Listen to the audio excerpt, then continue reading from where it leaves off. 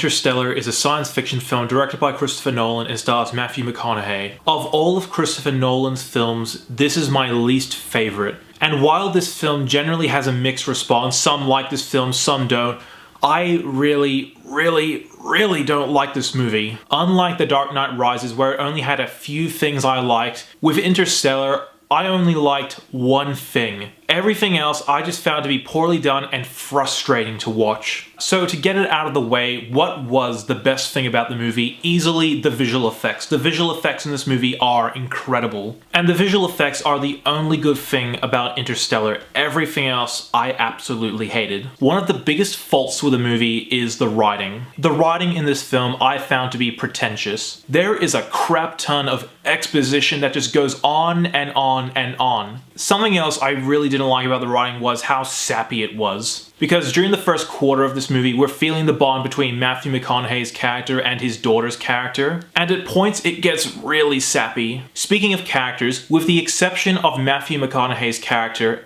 everyone else wasn't that great. And easily the worst actor in the movie is the actor who plays Matthew McConaughey's daughter. The way she said her dialogue just didn't feel right and it was a bit off at points. And Anne Hathaway, who I generally think is a good actress, she just came off as annoying in this film. And there's this particular line she says that kind of irks me a little bit. It's the line where she says, "Love transcends all of space and time." And this line, when I first heard it, was a bit like, that's an odd thing to say. But oh, don't worry, that line will have great importance later on in the film. This film is the longest Christopher Nolan film, and this is perhaps his most boring film. The first quarter of this movie is set on Earth, and it's a real challenge to sit through these scenes. Because I was looking forward to them traveling through space, and when that actually happened, that's when the film kind of picked up. But the first quarter of this film set on Earth is really boring to sit through. Another thing that irked me was how this film borrows elements from 2001: A Space Odyssey and Sunshine, and unlike those two masterpieces, this film isn't as good as either of them. So that's another problem with Interstellar. It lacks originality. Now I'm going to talk about the moment that actually nearly made me walk out of the movie, and that was the ending. Because remember when I said that line of dialogue that Anne Hathaway said, which was completely out of nowhere, that love transcends all of space and time?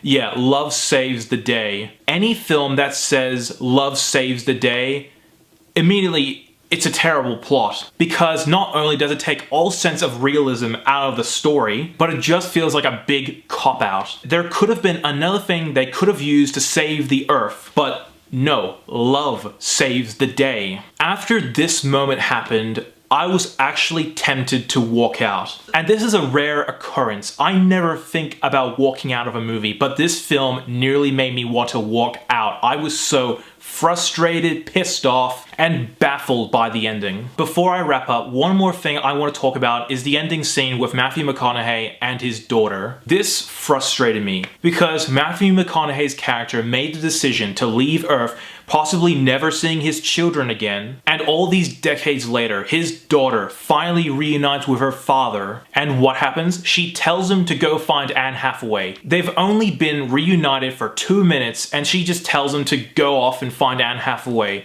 This frustrated me. Overall, this film is a mixed bag. Some people like it, some people hate it. I really hate this movie. Apart from the visual effects and Matthew McConaughey's performance, I really did not like this movie. This is my least favorite Christopher Nolan movie. And it's because of this movie that I'm unsure about Dunkirk. And I'm gonna give Interstellar a 3 out of 10. Thank you so much for watching. If you like what you see, be sure to like my Facebook page, follow me on Twitter, and subscribe to my channel below.